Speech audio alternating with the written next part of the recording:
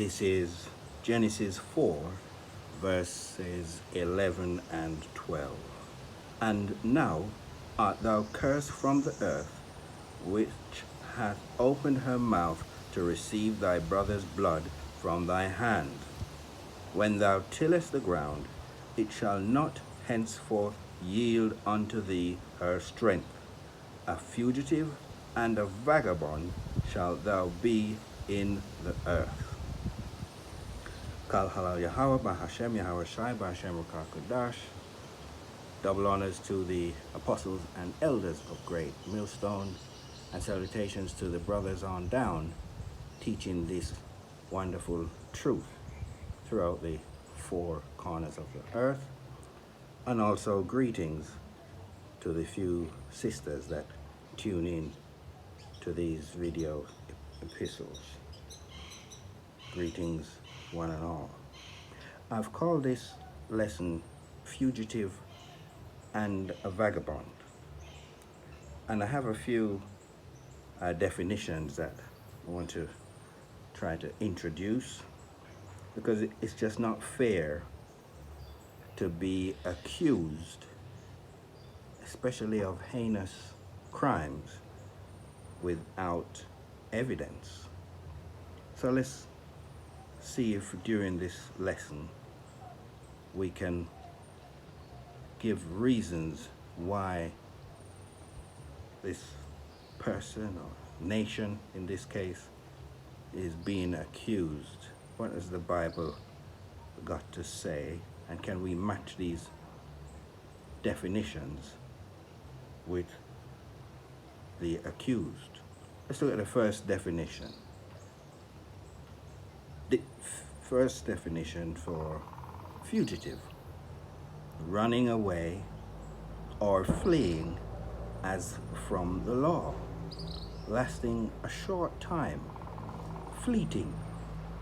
Definition 2 for vagabond: a person moving from place to place with no permanent home or means of support. So we look at those definitions and we go back to the scriptures. Genesis 4, this time if we go from 8 to 10. Genesis 4 verse 8, and Cain talked with Abel his brother, and it came to pass when they were in the field that Cain rose up against Abel his brother and slew him. That's to say, he killed him. And by the way, the Hebrew for the word Cain is kayan, which means some sort of dagger, which is no doubt what he used to kill his brother. And the Lord said unto Cain, where is Abel thy brother? And he said, I know not. Am I my brother's keeper? And he said, what hast thou done?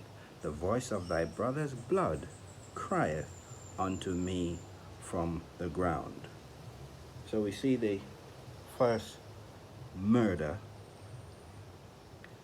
being committed, and then of course the lie to cover up of the crime that was committed. And this points to a nation of actual lawbreakers. One of Cain's relatives, Lamech,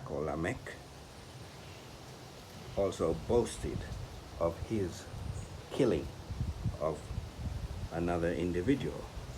Let's look back at Genesis 4, 12 to 15. When thou tillest the ground, it shall not henceforth yield unto thee her strength. A fugitive and a vagabond shalt thou be in the earth. And Cain said unto the Lord, my punishment is greater than I can bear. Behold, thou hast driven me out this day from the face of the earth, and from thy face shall I be hid. And I shall be a fugitive and a vagabond in the earth, and it shall come to pass that everyone that findeth me shall slay me. And the Lord, whose name is Yahweh, said unto him, Therefore whosoever slayeth Cain, vengeance shall be taken on him sevenfold. And the Lord set a mark upon Cain, lest any finding him should kill him. So we see this words being repeated, first in his punishment by the Most High, fugitive and a vagabond. And Cain repeated it when he was almost like begging for mercy. So this spirit of unlawfulness returned, and I should give the usual disclaimer that if you don't understand reincarnation, that it is real throughout the scriptures, then you're just going to be confused in all these lessons. In fact, most of the lessons done by the brothers who teach the truth includes an understanding that we return in the third and fourth generation, as the scriptures say.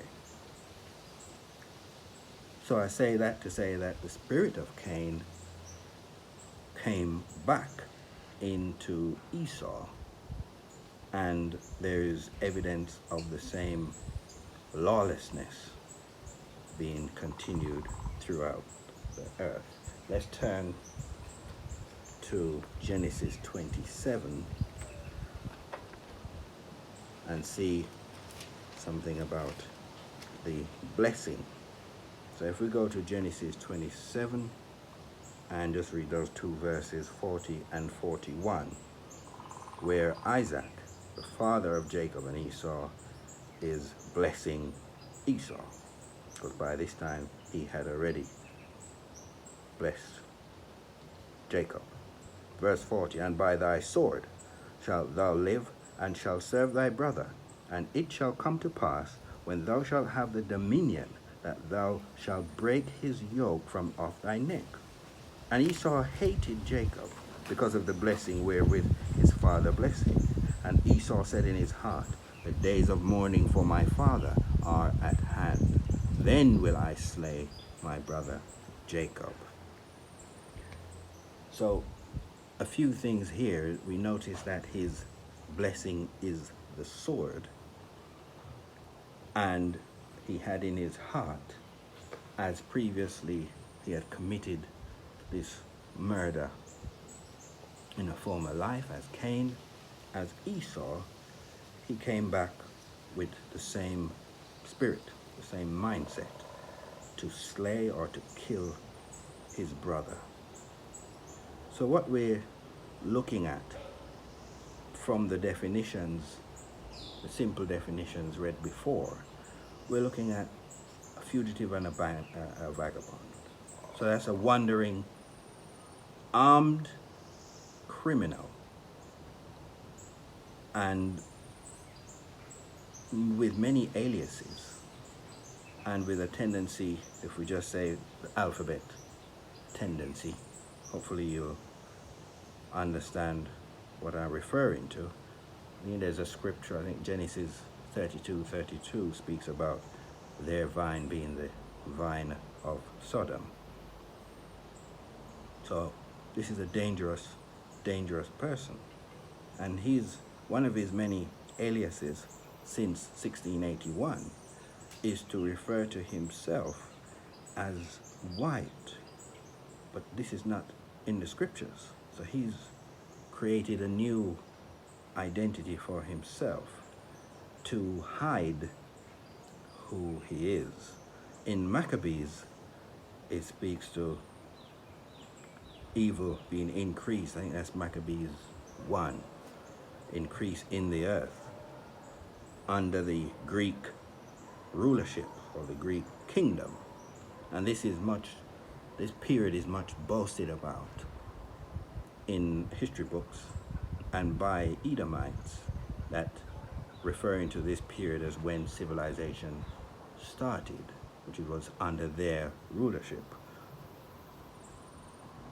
So the Greek, which which then was taken over by the Romans, who were identical, same, all Edomites, and they're still in power today. If we look at another, remember we're gathering evidence and not to falsely accuse someone of or a nation of crimes without due evidence. So that's the third definition: bulimia, excessive, insatiable appetite, constantly craving, usually for food. Let's go for our fourth definition: covetous, excessively eager to obtain the possessions of another. As we say here, you can't stop thief. This is really covetousness on steroids, really. Let's go to our next scripture and let's try Zechariah. If I can find that. It's always hiding somewhere. Yes, Zechariah 5, and let's take a few verses here, 3 and 4. Then said he unto me, this is the curse that goeth forth over the face of the whole earth. For everyone that stealeth shall be cut off as on this side according to it, and everyone that sweareth shall be cut off as on that side according to it. Verse 4, I will bring it forth, saith the Lord of hosts, and it shall enter into the house of the thief, and into the house of him that sweareth falsely by my name. And it shall remain in the midst of his house, and shall consume it with the timber thereof, and the stones thereof. So these crimes, although they seem to be going unpunished, will not remain. Let's try Daniel 7 and 20. We want to identify who is committing these offenses. And of the 10 horns that were in his head, and of the other which came up, and before whom 3 fell.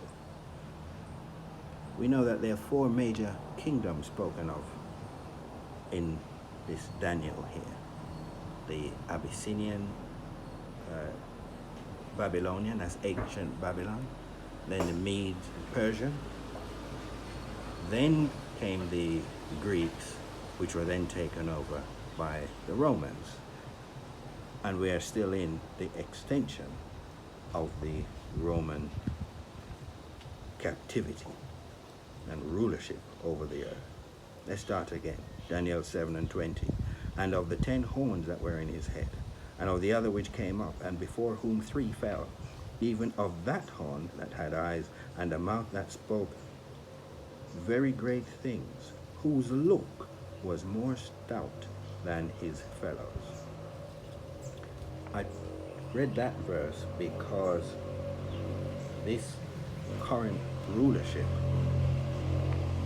who, even though they're Edomites, as was previously mentioned, they are much more powerful, more weapons at their disposal than ever before. As a matter of fact, at the moment, we read that there are over 800 U.S. military bases spread across the earth, over 160 embassies, plus 93 consulates. So that would be like sub-offices, all looking out for the interests of this kingdom. And of course, there are other organizations coming under various different guises that look out for the interests of this current kingdom. Let's take another scripture here. Let's try St. John 10 and 10. The thief cometh not. That's to say, the only reason he come, but for to steal and to kill and to destroy. I am come, this is Yahweh Shai speaking in red letter, I am come that they might have life, and that they might have it more abundantly. We give all praises for that. Let's move to our next scripture, because this insatiable appetite and all these military bases, consulates, embassies,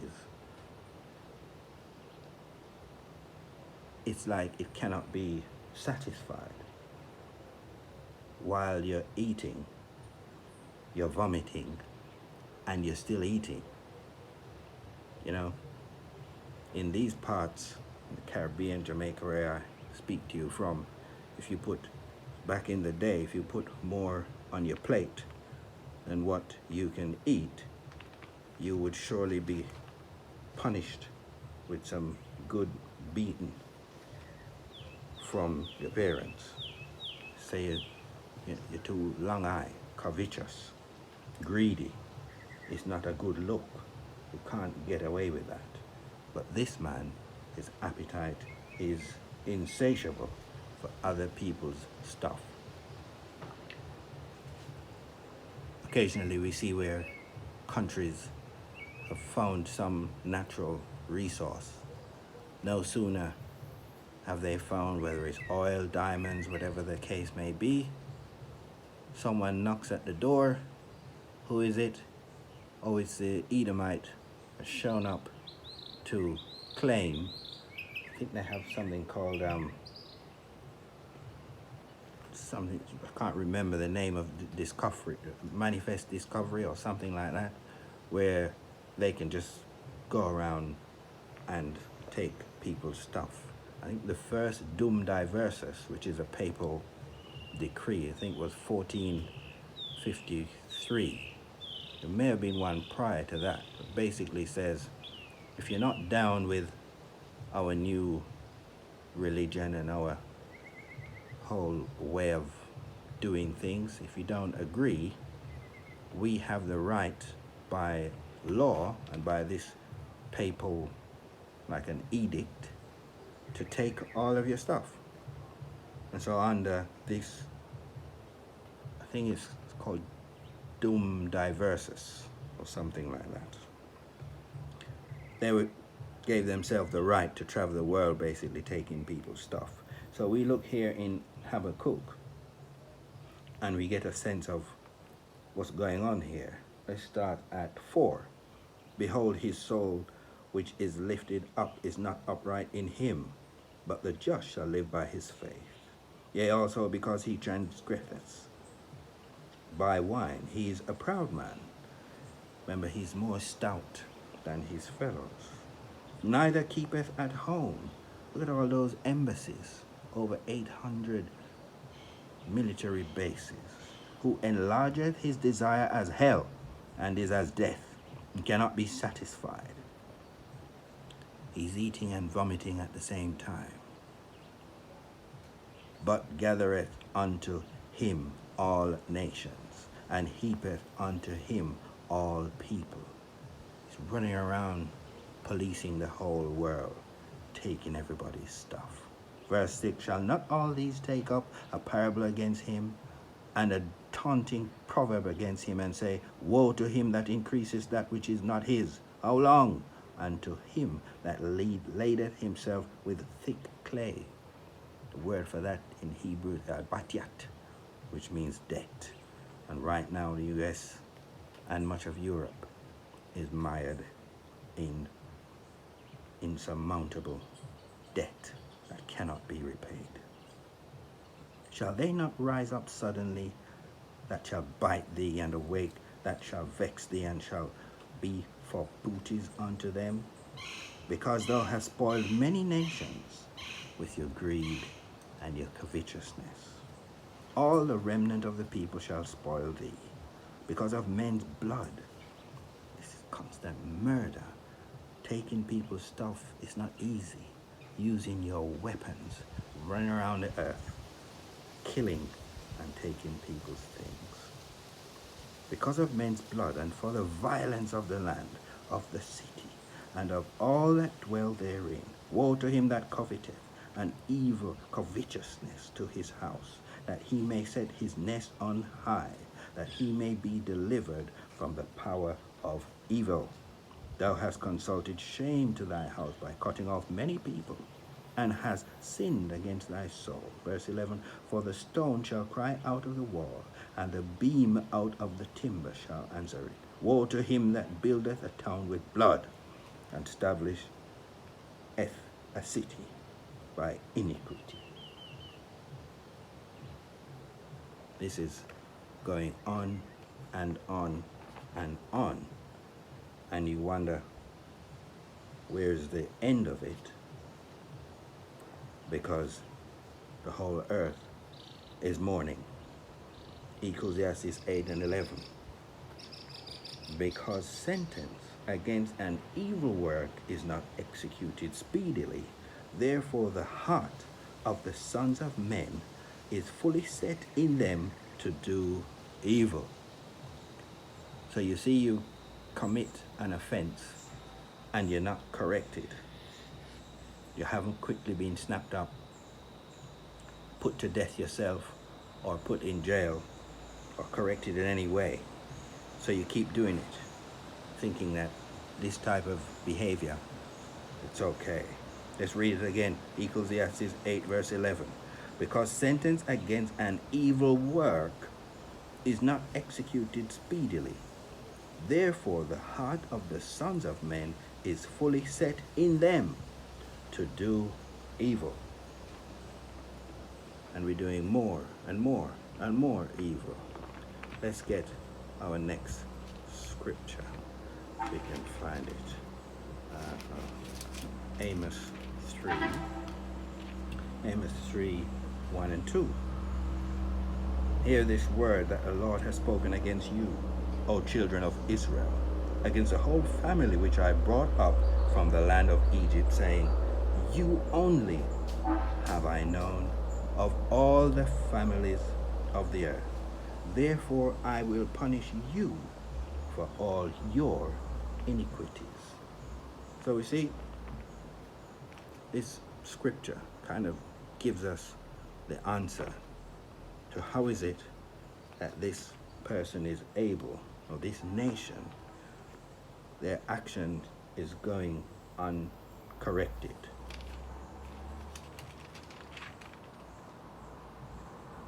They're not chastised. So let's go to Job 21 verse 28. 21 verse 28. If we got the right one. For ye say, where is the house of the prince? And where are the dwelling places of the wicked? Have ye not asked them that go by the way, and do ye not know their tokens? That's the signs or their evidences, that the wicked is reserved to the day of destruction. They shall be brought forth to the day of wrath. You see, their time is set. The decree is set. Verse 31, who shall declare his way to his face? Yahweh Shai shall declare his way to his face. And he sent his prophets who are doing it now, telling him, we know who you are. We can see through your aliases. We've found you. You're wandering, and your changes of disguises. It hasn't worked. Who shall declare his way to his face? And who shall repay him what he hath done? Let's read verse 30 and 31 again of Job 21. That the wicked is reserved to the day of destruction. They shall be brought forth to the day of wrath. Who shall declare his way to his face? And who shall repay him what he hath done? You see, they're going along uncorrected. And it's as if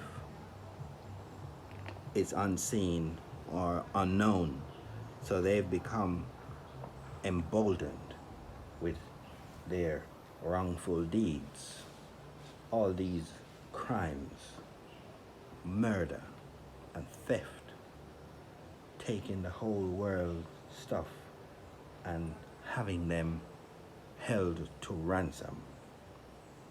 Anyone who dares to find anything of any substance, there's a knock at the door. Someone is coming to collect your stuff. Then they leave you impoverished with what your country should have been reaping the benefits from. You now impoverished. And that nation has very little. And all they can do is run all over the world following their resources as you've built up your own place, wallowing in riches, vomiting while you're eating, and everybody else can just satisfy themselves with the crumbs from your table. Well, the time has come, and now is, when that day of doom is just around the corner. The wicked, they just have not been chastised or corrected, and they haven't been judged until now. Why not? Because they are not loved. People just going around doing what they want to do and not being corrected. You correct the child because you love the child. And so we, the Hebrew Israelites, currently being called by bywords mainly of Negroes, Latinos, and Native Americans, we have been chastised and corrected repeatedly, and especially in this last of our most brutal captivities under the hand of this Roman Empire. So I think we've put forward some evidences as to this fugitive and vagabond who has an insatiable appetite, demonstrating covetousness, unbelievable taking of everyone's stuff, thievery and murder, and the whole world has been awoken to exactly who this man is and what his true identity and principles are. So no need to drag on the lesson any further. I think we've put forward some evidence, and this lesson has been Fugitive and a Vagabond. Shalom until the next one.